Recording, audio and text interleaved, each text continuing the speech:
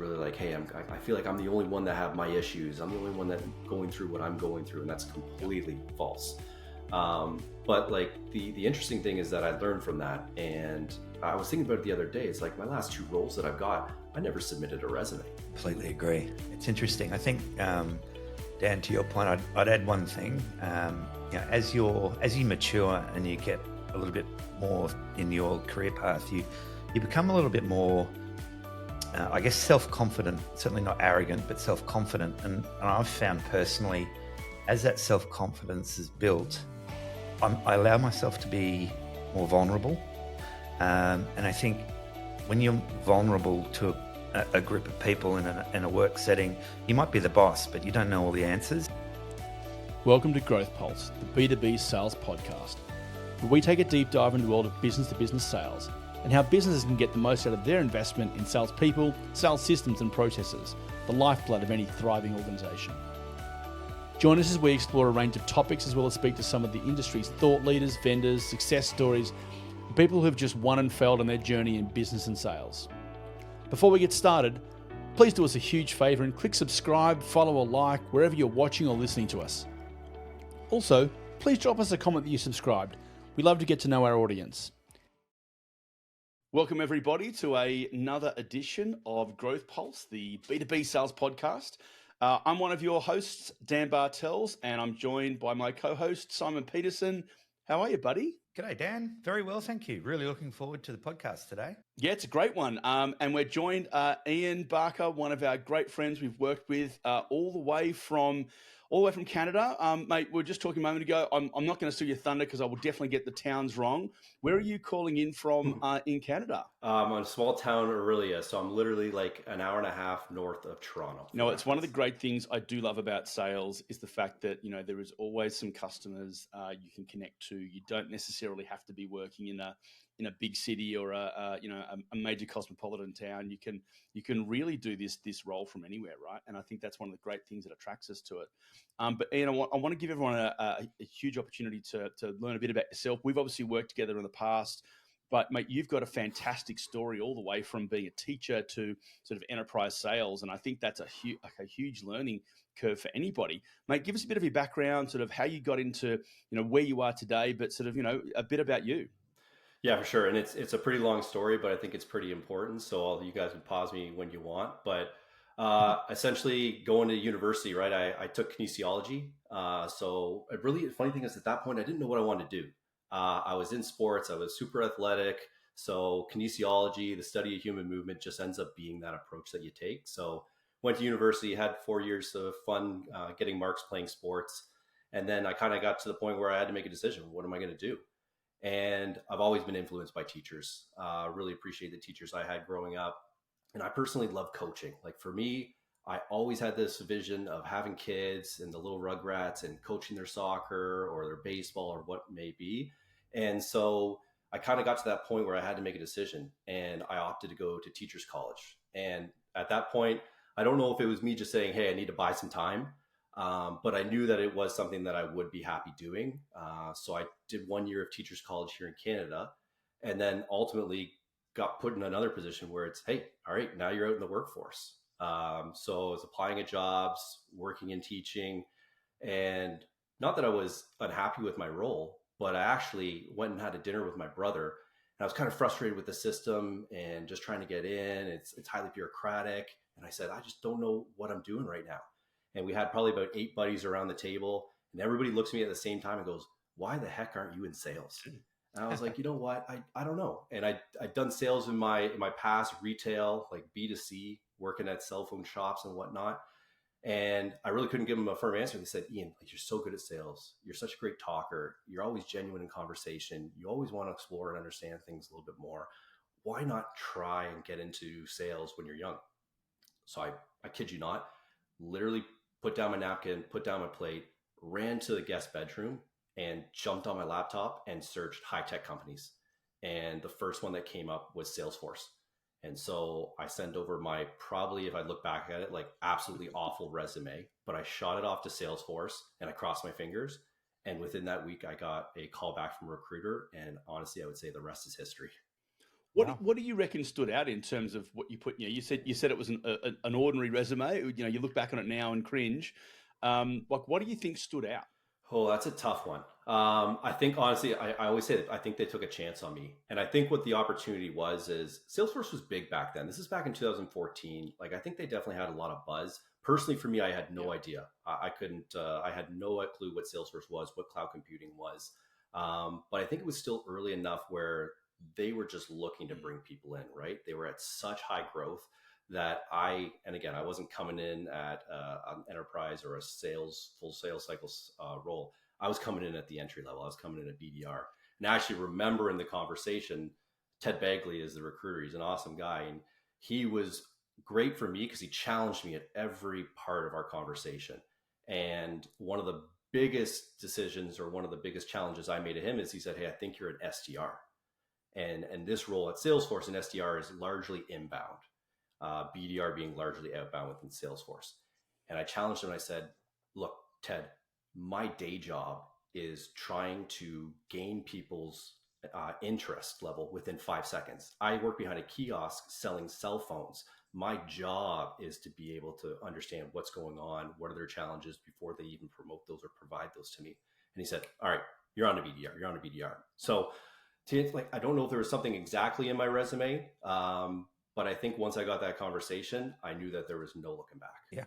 Ian, it sounds like you're a naturally curious kind of guy. I honestly, I think it's just one of those innate qualities I have. I don't know necessarily like where I picked it up from. It's probably just the sales roles that I've had, and just kind of like that lucrative training that you get throughout the process. But I also think like it meshes with what we think salespeople are. And again, this is very general statements, but we typically think that they're team oriented. They might be captain of certain such teams, and really at that point in time, like not only is it like curiosity, but it's like a communication style, right? Like trying to genuinely understand people, understand what makes them tick, make sure they're motivated, and that you can get that team to essentially their goal. So you jumped into a BDR role. Mate, it's one of the most difficult roles I think in any sales career. You don't know what you don't know about sales. You're asked to make one of the most difficult pieces of activity, which is just the outbound activity to someone who's not expecting you to make a phone call. So for all those who don't know, BDR is a business development representative, or you might call it inside sales for different industry sectors. It's that outbound motion to a targeted prospect. They don't know you're calling. What do you think the key lesson is for someone stepping into that role? Like, what are the things that when you look back on that time period now, you say, these are the things that made me successful? Yeah, you have to have an absolute like mental fortitude. You have to be able to take rejection and be able to just take a no and move on. Now, that doesn't mean that you take that no and you move on and you try to ignore it. Really, I think what people in the business development representative role do really well is they acknowledge that, they'll write it down, and then they'll understand how to get better. I know, I mean, when you get really good at BDR, obviously you're gonna understand and handle those objections on the call. But if you're starting out and you really are trying to understand your niche and where you're going to fit in, take those objections, write them down, work with your team, try and understand what are different ways that people use, spitball different ideas. Back in the day, and I know we're going into a remote world, but one of the biggest advantages to me at Salesforce is we were all in cubicles. I don't even know if cubicles exist anymore. It's crazy, but we were all in those confined areas, and you kind of pop your head over and you're listening to someone else. You're like, "Oh, that was a great idea." So for me, like the biggest advice I give to BDRs is write everything down. Any conversations you have, any challenges you get into, and be able to have that mental fortitude of, hey, just because they're saying no to you doesn't mean that the nth next customer or buyer you speak to is going to give you the exact same no. You just have to move on and be able to handle each objection. Just on that, you note that early in your career, you were in a cubicle, surrounded by other people. It's obvious, right? You're learning from everybody around you, both what they do well, what they make mistakes in, etc. We're in 2023. Imagine your 23, 24-year-old self now moving into a BDR role, 100% remote. It's a different world. How do you think BDRs today will pick that sort of information up? Yeah, it's interesting. I'm working with a few like BDR teams too, and there's so many new automation tools that are out there to help BDRs or SDRs in their role. But for me, I think like you can't get away from those foundational items. And I talk about this sometimes on LinkedIn, but if you're starting with a new organization and you know nothing about your role or the business, the most important thing you can do is reach out to existing customers. Again, there's a bit of tact in how you do this, right? You're probably going to want to reach out to the AE that owns the account. You're probably going to want to have a conversation with them. But largely, the opportunity here is get in front of those customers and understand why they bought. What challenges were they going through? How long did it take them to make a decision? All of these questions that you can garner from them to be able to make your outreach more effective, I think is super, super powerful in this day and age. Because yeah, like these automation tools, they're absolutely great and they increase efficiencies, but they fundamentally avoid or just don't address the challenge, which is you need to be good at your job. And if you don't know how to effectively message in these cadences, then you're just going to be one of an nth number of people that are probably never going to get promoted or are going to sit there challenged with saying, is sales right for me? And it might just be about trying to understand, hey, get in front of buyers and understand what actually makes them tick, and you'll be able to be more successful at your job. That's a really good point. I think one of the things that is different in B2B to B2C sales is in B2C, it's about designing a system and emotion that the relationship that the customer has with the business or the brand, right, primarily. And, it's the McDonald's, do you want fries with that? Like how much can I automate and just make that rope piece happen? Whereas in B2B, underneath every transaction is a relationship between executives inside these two organizations. And that starts at that first contact. It starts at that first phone call or that first message you get, whether it's on LinkedIn, in email, if it's a landing on a web page, whatever it may be. If it's a phone call, if it's a text message, like that's the kernel of the conversation, and it's always between two individuals. And to your point, it's how do you have that knowledge that you're not going back to your notes to work out what did the business say that I should say? Because it always is two humans about how do I solve a problem? Whether it doesn't matter what you're selling, if it's a service, if it's a product, if it's a mixture of the two. What is it that we solve? What are our current customers get from working with us? How do we help you solve those things? And if it's not a fit, hey, that's okay. Great, nice to meet you. Move on to the next person, and and you keep going through that process. So I think that's a really good message to learn as well. So, mate, you you had the experience as a BDR, and from there, you've definitely progressed through your career. And I want to move through kind of the rest of your career because that's been a super exciting journey to watch and kind of be a part of to it from afar. What was the step from BDR and sort of what were the triggers that you got out of that? Because I know for lots of BDRs, it's a big question. How do I get to the next step as well? Yeah, and I guess before like I precursor, because I went from BDR to AE within Salesforce, one of the biggest mistakes I made was not building a true relationship with my AEs in that role when I was in BDR. And why that's so important is it actually, not that it came to nip me in the butt, but when I got to AE, my AE that I managed as a BDR ended up becoming my RVP. So ended up becoming my boss again in just a different framework. And it was luckily one of those lessons I learned early in my career where like, hey, you got to make sure that you have relationships with everyone. And I blamed the system back then. I was like, oh, it's the system. Like I have to be hard. I have to be difficult to work with. I have to make sure I get my numbers or I won't get promoted. And I didn't realize that there was a relationship involved. And it really, I think I got lucky because my numbers spoke for me. But really, when you look back, there was all this carnage and damage I had done. And it came full circle when my AE ended up becoming my manager. And God bless him. Like he was a great guy. We're great friends, but he kind of hung that over my head. And to my benefit, I had a really good first year. I did 200% of my number. I ran almost every territory in Canada at that point for Salesforce. So it gave me the opportunity to mend that relationship. I'm sure if I had come in and I had laid a goose egg, it would have been a completely different story. But yeah, making that transition was big. And it's another thing that I've had a lesson to learn is that when I got into AE, I got lucky that I had Q4 that I fell into. Now I thought it was either a blessing or a curse, right? It's a blessing because you get to see everybody closing these deals and the energy's high and you're so excited about moving into the new year. The other challenge was that there wasn't anyone to support you. I was kind of in there, you're looking for maybe help, you're trying to manage some of these accounts, but everybody's got deals they're trying to close, and you can appreciate that. But it just became a bit of an internal struggle for me. Most important advice I give to people is do it earlier. When you're in BDR, reach out to these AEs, understand the sales process, understand what happens in between the actual processes from a discovery to a demo. There's so many things that I didn't appreciate that us as account executives did when I was in BDR. I thought I could just come up, I'll be able to close deals, but then you don't realize how many cross-functional teams you got to work with. How many people you need to get in front of in the customer, not just the first person you're speaking with, but legal. You need to get in front of the CXOs. You need to get in front of procurement.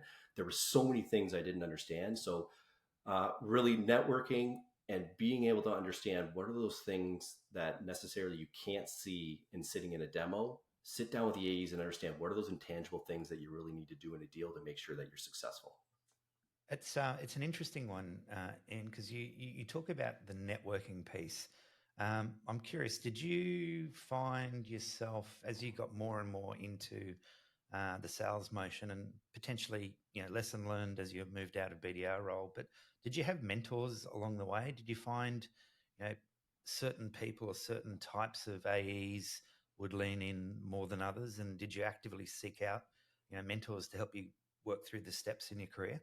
Yeah, not early on, and it was probably more dedicated around peers. You'll notice if you've ever been a BDR, it's almost like winning a championship.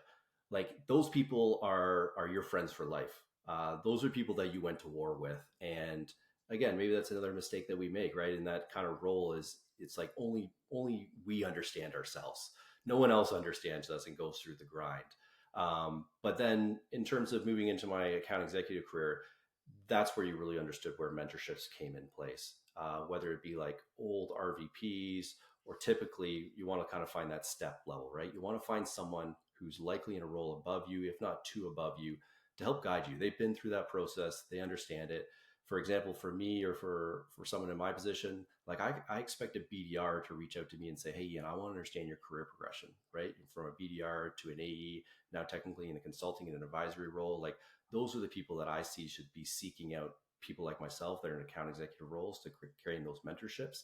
But yeah, it was something early on in my career that I just didn't take advantage of. And I think it's where I had those struggles. But once you find them, I think the biggest thing is keeping the cadence with them. Because it can be something where with mentors, you find them and then you kind of call them when you need them. You're a fair weather friend. That's not how those relationships work. You really got to make sure that you're creating a cadence and that it's give and get, right? Being able to provide something for those people as much as they can provide. Yeah, I think that's a good point, Ian. I mean, it's. I've had lots of people over time reach out and say, "Hey, listen, I want you to mentor me in A, B, C, whatever it may be, right?" And the one thing that I always say to them, and I've only had a few people actually properly take this up, is I will happily invest as much time as you want, but I can't own that relationship piece because it's awkward. It doesn't matter how senior you get. You don't step into this role and go, I'm going to be a mentor now. It's a piece that you want someone to come and seek from you. But as a mentor, you learn a lot from it as well. So you are always willing to be part of that engagement, but it is always to the person asking for that advice. Like drive the cadence. Drop a weekly session or a fortnightly or monthly, whatever it's going to be, time in someone's calendar. They'll make the time for it. And occasionally they'll say, listen, I've got to shift it. They're not doing it because they don't want to talk to you. They're doing it because stuff came up and hey, look, we've just got to shift the time. But it's absolutely part of that piece of like seek those individuals out, ask them the question. You'd be surprised how many will say yes. And maintain that cadence with them over a long period of time. That's where you get the value. The other thing is like, don't over engineer it. Like to your point, like Dan, you're going to be happy to help someone out if they reach out to you. Sure, you want to provide a framework and help them understand where you're looking to get to, but don't over engineer it. Like it's a coffee chat. It's just like this in the podcast. Like have a conversation with them. Don't make it too formal. Like help them understand and be transparent about what you want. A lot of people I feel like aren't transparent in these conversations. Are like, hey, I want to get this from this. What do you want to get from this? That's an important aspect. And be willing to turn up and just say, hey, listen, I need some help. I want to go from being a BDR to an AE. I want to go from an AE to a first line leader. first line to second line. I want to open my first company. Hey, listen, I want to work out how I don't know, learn more about marketing. Whatever it may be you want to do. Be clear on what that's going to be. And then as the relationship evolves, you'll have different things that come up. So, hey, listen, I've got a problem. Can you help me with these things? And if that person doesn't feel comfortable, often they'll refer you to somebody else. Do you know what? That's not my expertise, but I know somebody who can help you with that. Let me help you connect. And I think that's a superpower of really good salespeople, of really good executives who learn how to connect with people and build and maintain it in over long time relationships. Well, it's interesting you say that too, right? Because I talk about not having mentors when I kind of started out, and that was foolish on my part. But it was really like, hey, I feel like I'm the only one that have my issues. I'm the only one that going through what I'm going through, and that's completely false. But like the interesting thing is that I learned from that, and I was thinking about it the other day. It's like my last two roles that I've got, I never submitted a resume. And it's so important in this day and age. We see it on LinkedIn all the time. It's like, how do you get a job? It's like, you can't just put your resume on a pile and expect someone to give you a call back. And it's tough for a lot of people right now. And it's tough to hear, but it's one of those things where you need to do what the job entails. As an account executive or a BDR, like you need to multi-thread. You need to reach out to people in the organization. You need to understand what's going on. And through those relationships I was able to develop, my last two roles, I haven't even submitted a resume. I remember I got the job. They're like, oh, we need your resume. Like, it's a practicality. Like, we need to get it a formality. We need to get your resume. And it's like, they didn't even know that they hadn't asked for it. It's just because of those relationships that I developed and the multi-threading within the organization. Everyone's like, that's the guy we want. And so I think that's paramount now in this day and age, is that you can't just submit a resume and be like, I'm hoping this is going to work out. Yeah. As a salesperson, we often really forget that you've got to build and sell yourself on a consistent basis as much as you're selling the product or the solution that you're representing. And how do you build your career, and how are you selling yourself into that next opportunity? Some of them, some of the best salespeople in the world work for zero base and 100% commission. That's building a business, right? I mean, Simon, we've talked a heap about this. Mm-hmm. I mean, I know you've got some long opinions on this piece of how do you build yourself, but how do you think about that? So for me personally, it's actually, I had a long hard thought about what I was going to do in terms of after Salesforce. So getting laid off from Salesforce kind of dynamically changed the way that I approached how to build a brand, or essentially how to promote myself externally. And I know that I come with a lot of sales value.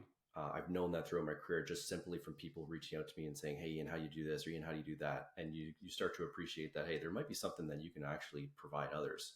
And so I made the conscious decision about 2 months ago now to start posting publicly on LinkedIn about 5 times a week, as consistently as I can. And from that, I don't know what the outcome is going to be, but I think for me, it's largely being able to share my knowledge and what I've went through. And should that come to something bigger, who knows? But right now, I think it kind of falls into, or dovetails into my just talking about teaching, right? I love to share knowledge, and I love to see other people benefit from it.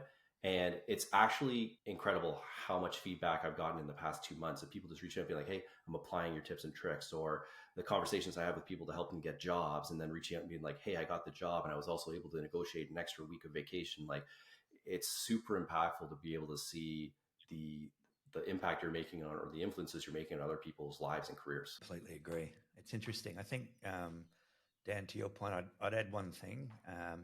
As you mature and you get a little bit more in your career path, you become a little bit more, I guess, self-confident. Certainly not arrogant, but self-confident. And I've found personally, as that self-confidence is built, I allow myself to be more vulnerable.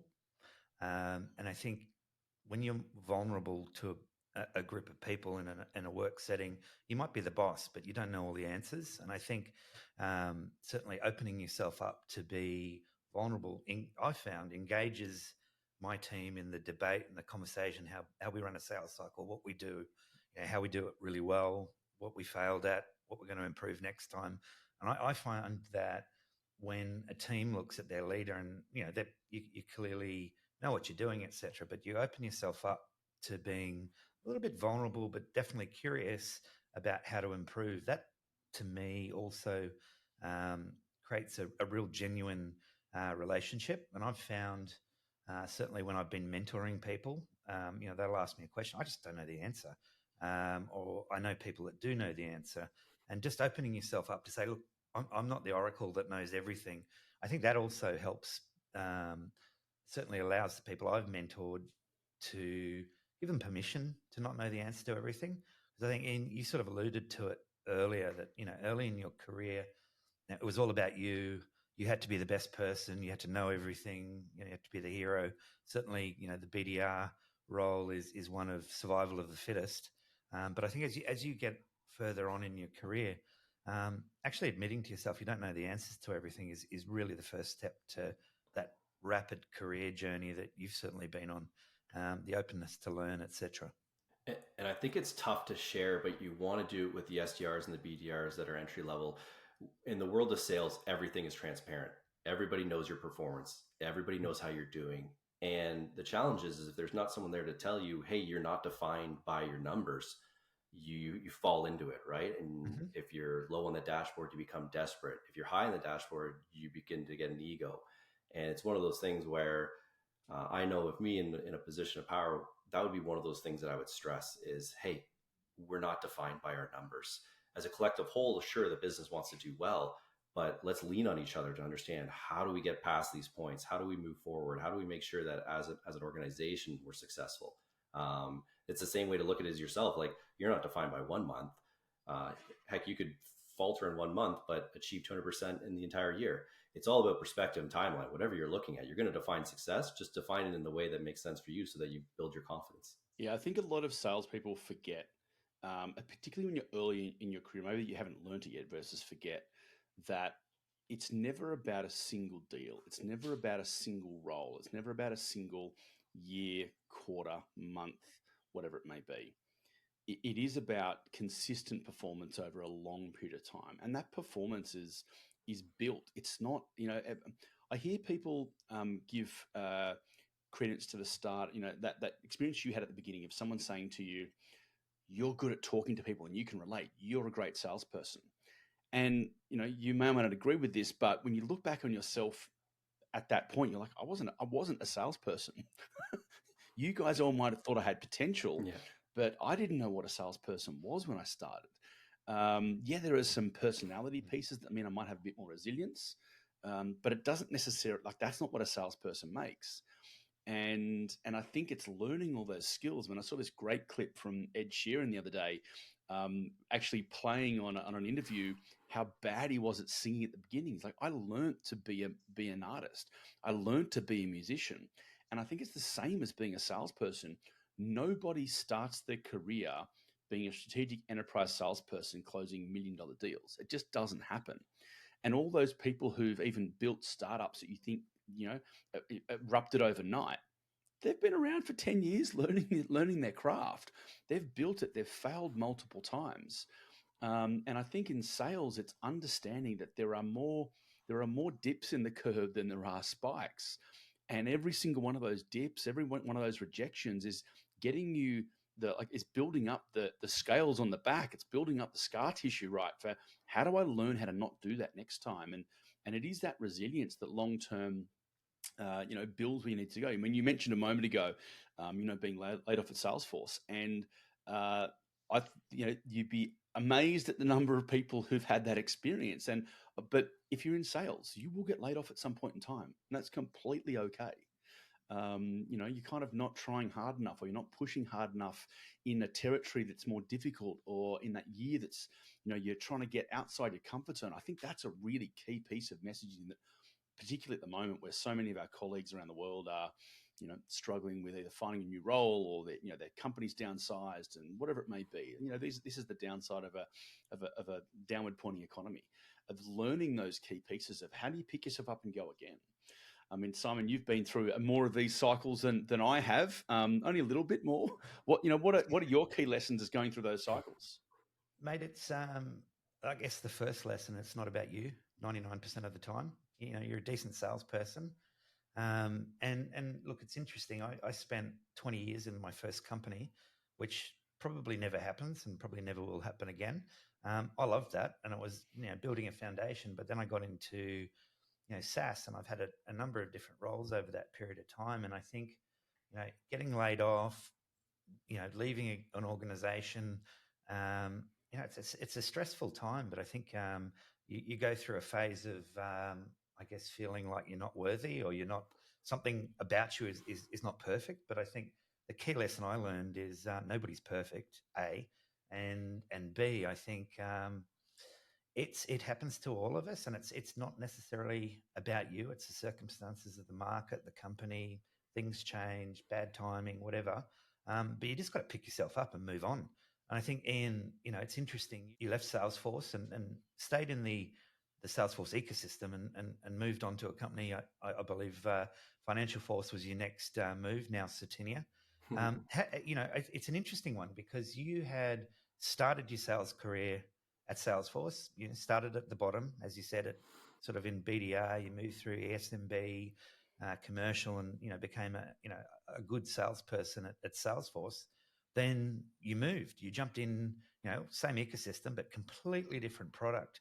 How did you go about, I guess, changing your perspective? Because I think you learn a lot of things at Salesforce, a great education machine for sales, and then you're jumping into a brand new organization. That must have been tough.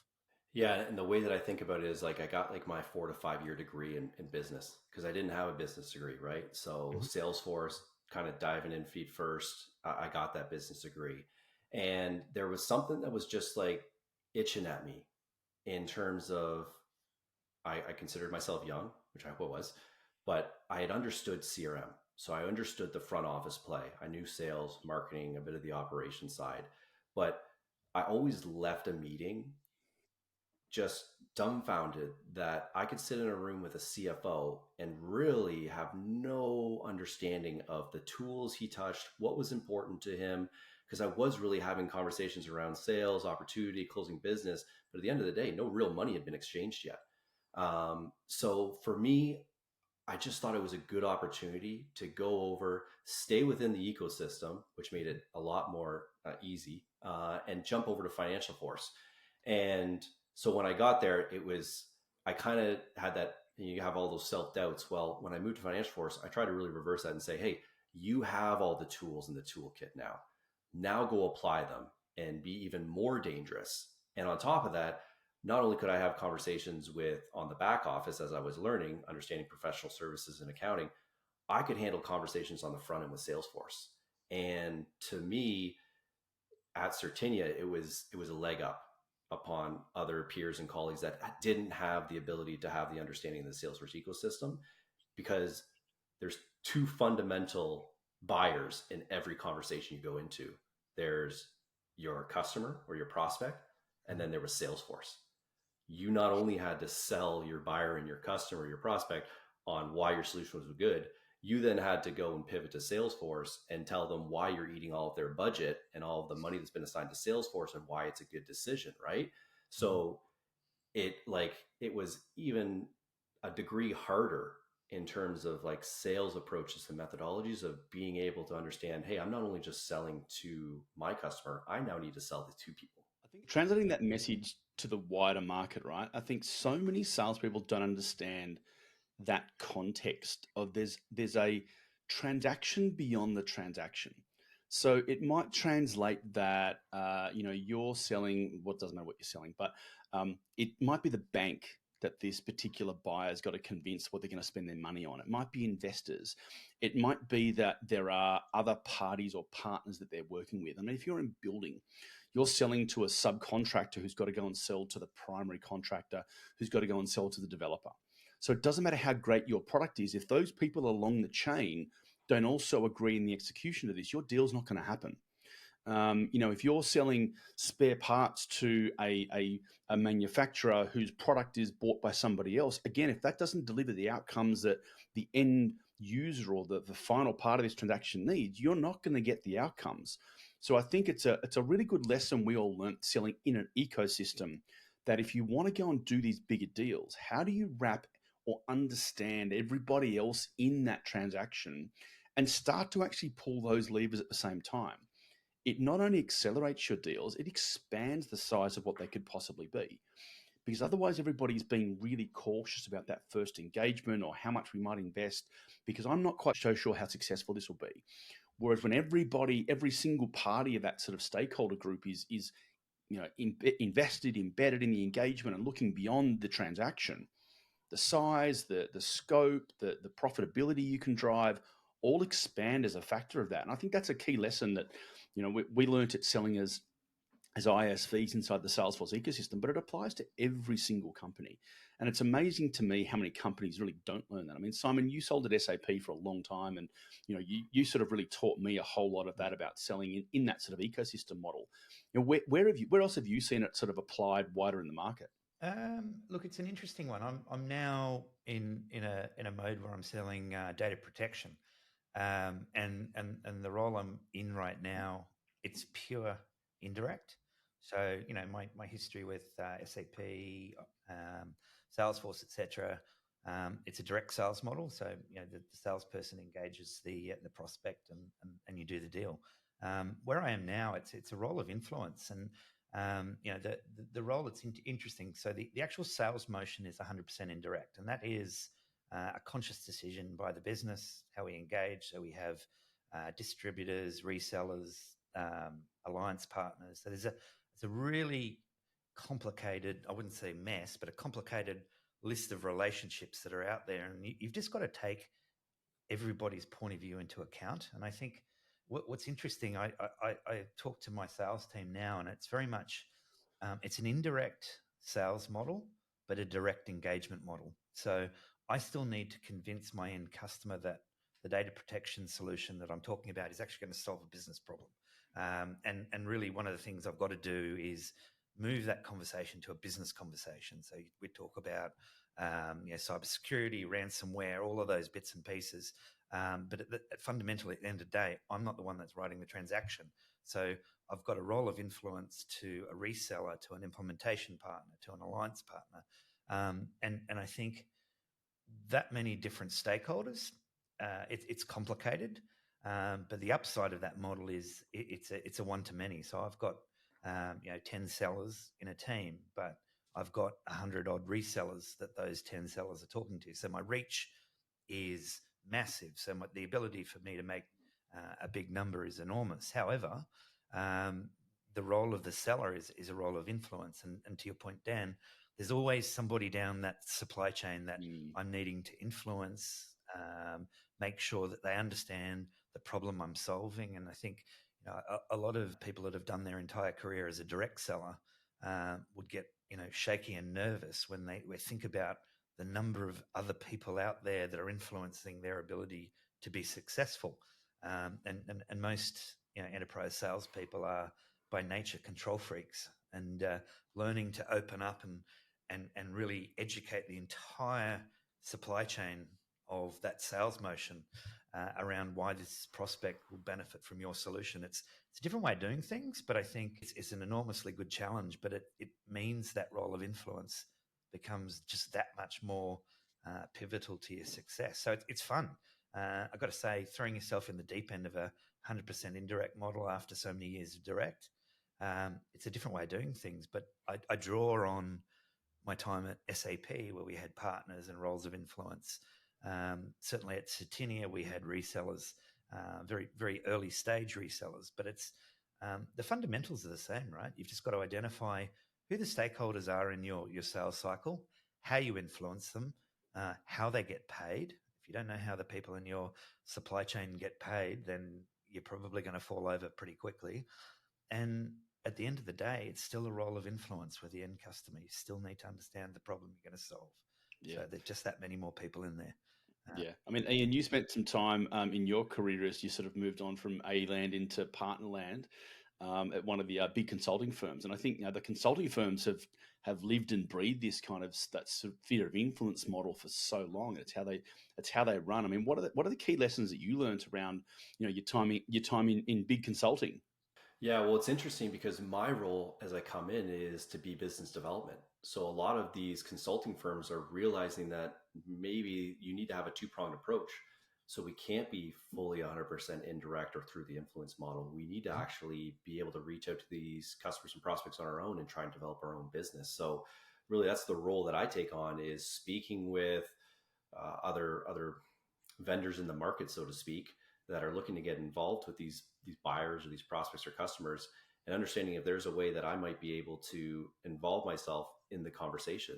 So it's interesting because these firms are realizing, hey, we can't necessarily go off 100% of the relationship model, which is probably a whole nother podcast topic of whether we go to market that approach. But yeah, they're seriously trying to reconsider how's the way that we get in front of these customers and how do we approach that. And so my role in my job today is to try and influence not only the vendors to make sure that we're a part of their buying decision or their selling position, but also to get in front of the customer or the prospect and say, hey, we would be the best to best serve you in this approach. So now you've evolved from being just a straight individual contributor as it's referred in the marketplace. Having a singular quota. Now you're building go-to-markets and you're building teams, etc. How did you kind of go through that transition, and what are you kind of learning on the way? I've been Simon pushed me into being a sales leader 6 years ago now, and I'm still learning. I still feel like I've got my L plates on, right? What are the key things that you're learning along the way in this transition? Yeah, it was something I was actually going to touch on before, but at the end of the day, I think you need to have a safe environment. And so when you're looking for roles, you need to make sure that you believe in not only the product, I think that's huge. You need to have conviction in what you sell, but you need to have trust in the people that are essentially going to be managing you. And what I've learned in some of my advisor roles is that I trust the team. And what that allows me to do is I can fail fast. And it's to learn. It's not to kind of get upset with myself and get frustrated.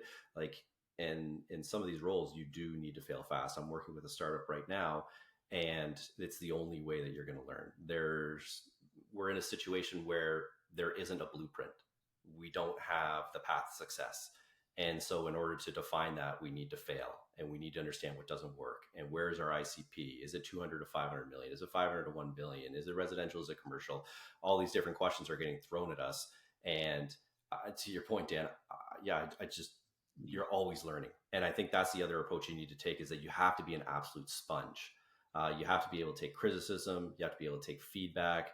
You have to be able to understand the market and what it's throwing at you, those different telltale signs, to be able to understand, like, how do we navigate this? But as long as you've got a team, I believe, that truly supports you and is not going to hold you against your failures or your blemishes or your poor performance, then that's the people you want to get behind, that are optimistic that you're able to achieve your goals. Yeah, I mean, one of the things that I think is really interesting in the sales market at the moment, right? If you look at most professions, lawyers, doctors, accountants, engineers have all moved to this model where, to be a member of the society or whatever they have to maintain those credentials, you have to do a minimum number of learning hours per quarter. Like, it's not per year, it's per quarter, to maintain those. And if you let it slip for kind of 2 or 3 quarters, someone from the society is giving you a call saying, hey, listen, you haven't done the minimum number of hours.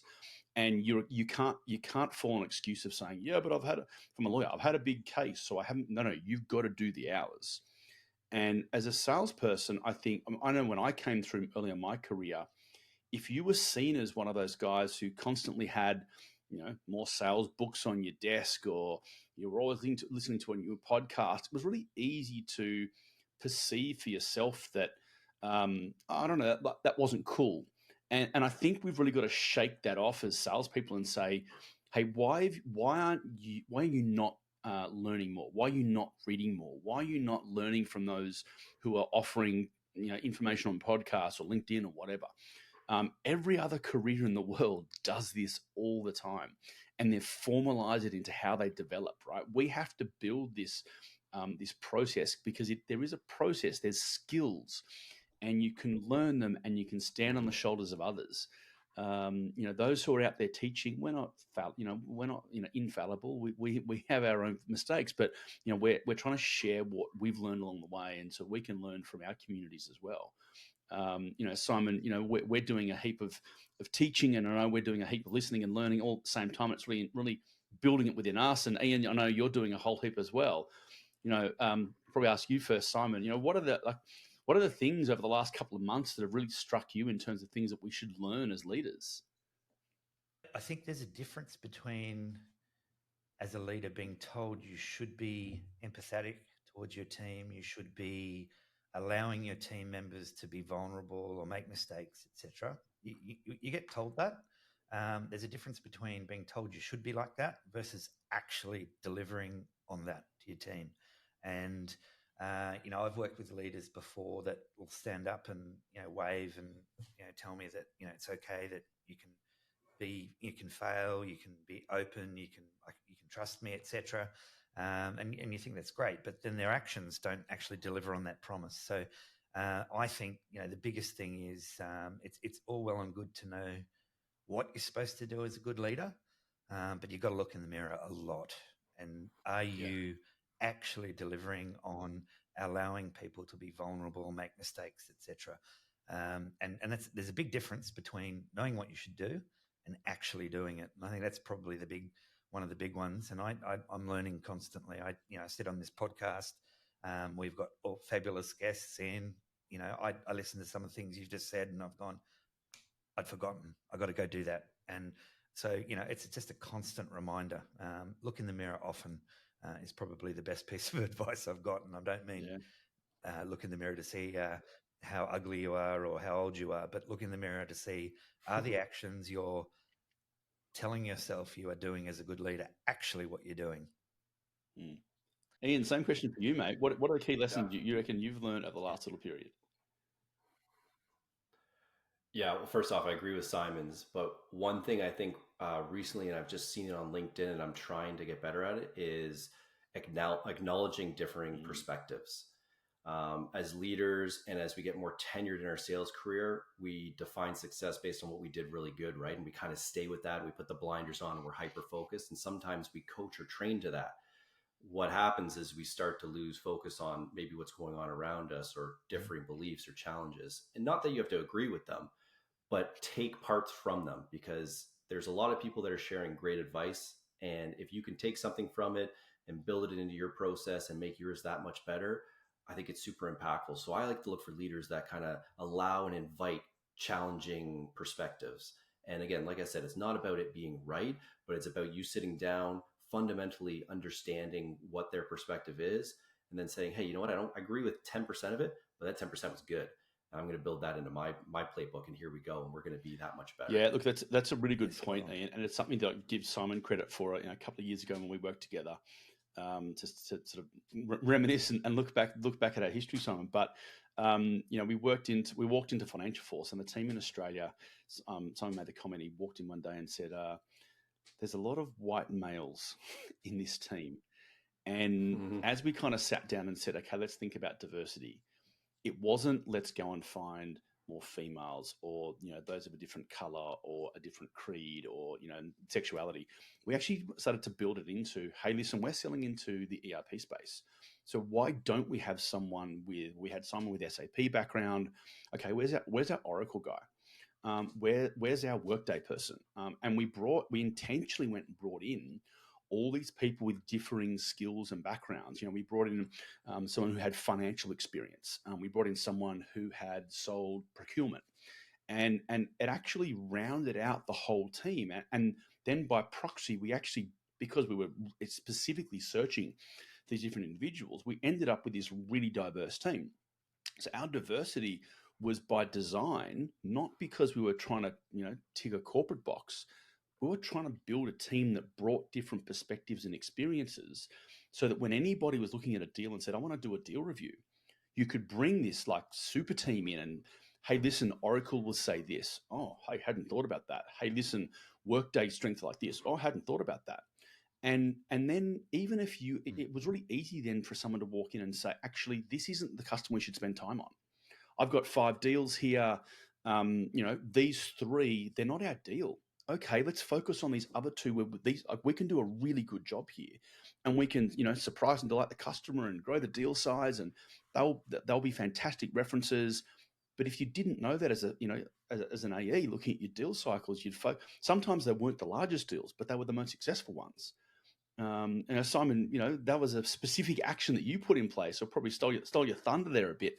But that's been a big thing. I know you've banged the drum on for a long time. Yeah, look, I think diversity is a many, like there's so many parts to it, right? So there's diversity of background, there's diversity of gender and sexuality and all of that stuff. And I think at its fundamental core, you want a group of people in a room that have different backgrounds, different perspectives, different experiences, and you all look at a problem through slightly different lenses. And by God, the outcome is going to be 100 times better than if you've just got a whole bunch of people that have got exactly the same background or same culture, same this, same that, right? So we ended up at that point in time with probably the most gender diverse, experience diverse, age diverse team in the business. And I had many conversations with our employee success about, Simon, how do you do this? And it's just a matter of just doing it for the business outcome, not to tick a corporate box, and knowing genuinely in your heart a diverse team is actually going to be more successful than one that looks like yourself. And I think that's at its core. Yeah, and there's nothing more dangerous than walking into a room where everyone's agreeing, right? It's just like, hey, yeah. It's like, no. I'd add to that. I've never walked into a room and agreed with Dan 100% of the time. I take delight in being that person in the room.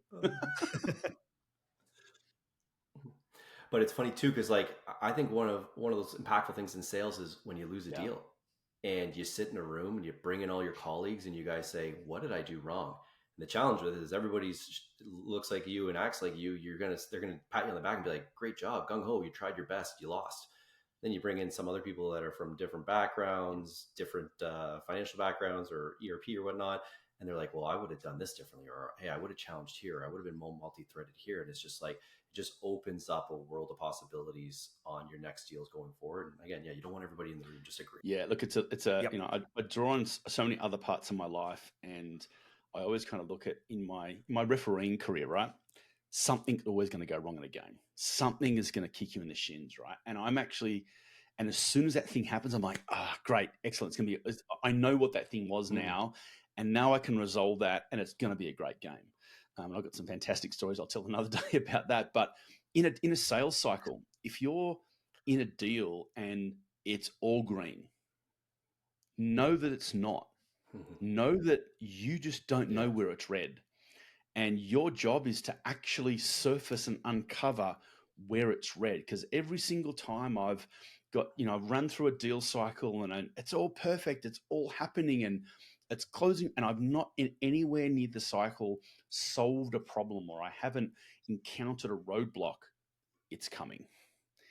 And you don't want to come on the Friday at the end of the quarter, end of the year, when you thought it was going to sign. And you want to delve in and uncover that, because if you don't know where it is, it's there, and either your coach or the person you're selling to is trying to solve it by themselves in the background, and they don't know how to solve that. They don't do this for a job. You often have a really simple answer to how to solve that problem, but you've got a person who never does this running off trying to do it for the first time. And as we said at the start of this podcast, right, when you were a BDO and you were selling for the first time, you failed more than you won. So why would you let them do it by themselves the first time? Like, seek out that problem, find out what it is. Then you can help solve it. And now you've got all green lights to go and do it. If you don't know where it is, it's there somewhere. It's funny too. So in the roles that I've taken on recently, being an advisor in one of them, I've really taken the first opportunity to be the buyer. I've never been the buyer before. And it's so interesting.